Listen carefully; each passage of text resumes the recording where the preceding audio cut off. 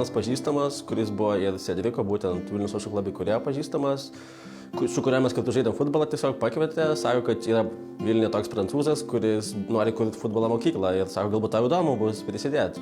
Ir man buvo įdomu, mes susitikom, papasakojo savo idėją, buvo tikrai kažkas naujo, netikėto, keista, nebuvo girdėjęs, kad Lietuvoje gali kažkas panašaus būti. Ir pakvietė, sako, gal nori prisidėti, patreniruoti su vaikais, padirbėti futbolas.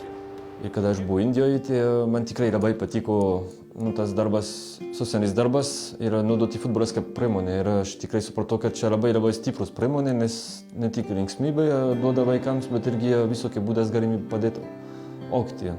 Tai va, ir kada aš grįžau, tai prieš 2 metus aš tą patį laiką sugalvojau tiesiog apie Vilnius Social Club, apie kurti tokią organizaciją, kuris duotų vaikams galimybę sportuoti nemokamai. Bet kol kas prioritetas yra futbolo mokykla. Ir kaip čia, ne tik futbolo mokykla, sakyčiau, irgi kalbėti apie mūsų filosofiją. Čia, kad nėra tik futbolo mokykla, bet iš tikrųjų yra vieta, kur mes kažką darom kartu ir per tą buvimas mes bandom augti.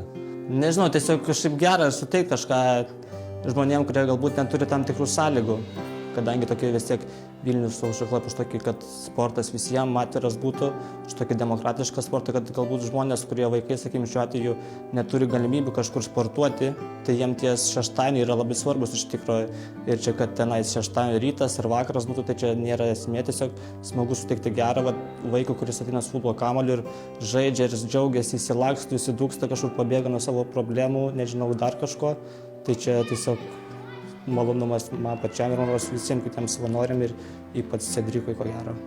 Kartu ir sudėtinga ir labai smagu, nes vaikai, daug turtingų vaikų visi laksto, bėgioja, niekas neklauso, gali 5 kartus šaukti, švilpti, vis tiek visi savais keliais pamato kamuolį ir viskas, nieko negirdi. Tai tas buvo toksai įspūdis ir po to ir buvo galimybė man pačiam augti, mokytis, kad čia kaip prieiti prie vaikų, kažkaip sudominti, kad mes tengiamės ne didaktinių pobūdžių mokyti juos, ne šaukti, ne kažką tokį, bet kad jie patys suprastų, kas mes esame, kodėl mes čia esame ir ką mes čia veikiam. Aš pats turiu tą patirtis, kada aš buvau jaunesnė, tai aš turiu savo futbolo klubą. O tai mano futbolo komanda buvo tikrai kaip antra šeima.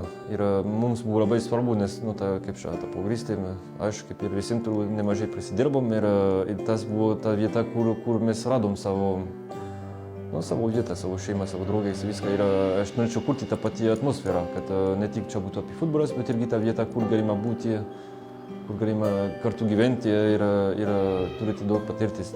Aš manau, kad čia yra tokia, kaip pasakyti, niša labai gera, kokia dar niekas turbūt Lietuvoje turbūt nelabai naudoja. Tai čia yra, aš tai matau tame labai perspektyvią organizaciją, sakyčiau, nes po truputį įsibėgėjom ir gali matyti, kad ir atsiranda vis daugiau susidomėjusių žmonių, vis kažkas šnekasi, kažkur mieste, kažkur girdi, kad jau draugai ar pažįstami šneka, girdi, atsiranda tų pačių žmonių palaikančių ir maros, kuo toliau, tuo daugiau didės ir čia važiuojame į turnyrą į Kauną, tai čia irgi didelis maros žingsnis yra, tai laikui metam bėgant, tai maros čia labai Vilnius Social Club eina labai tinkamų kelių, sakykime.